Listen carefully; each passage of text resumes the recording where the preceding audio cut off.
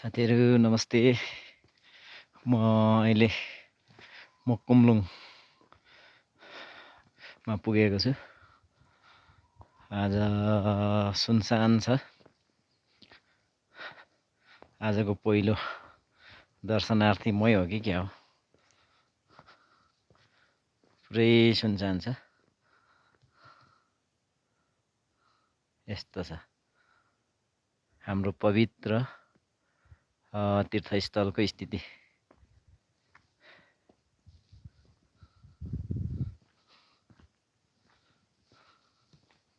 अहिले 7 बज्यो।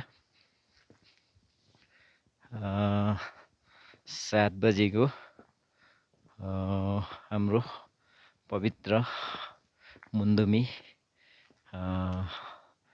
तीर्थस्थल, पवित्र तीर्थस्थल मुकुम्लुङको अवस्था यस्तो छ। सधैँ चाहिँ छैन। सधैँ मुकुम्लुङमा यतिखेर चाहिँ पुरा दर्शनार्थीहरूको छ्यापछ्याप्ती हुन्थ्यो। यहाँ लाइनै लाग्नुपर्ने स्थिति पनि हुन्थ्यो।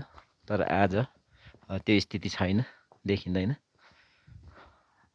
सायद कतिपय मित्रहरूलाई यो दृश्य देख्दा अनौठो पनि लाग्यो होला। मुकुम्लुङको आजको स्थिति दृश्य।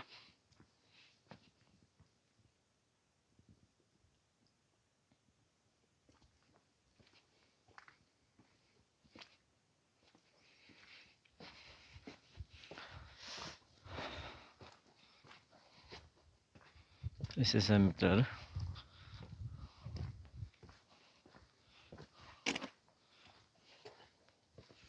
आजको दर्शनार्थी के अरे मै हो जस्तो छ। आज कोही छैन, सुन छ। नत्र यहाँ दीप प्रज्वलन भइसकेको हुन्थ्यो यतिखेर।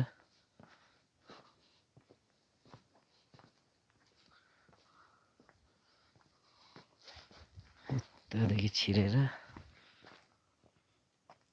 2 मिनेट गइसकेछ। ल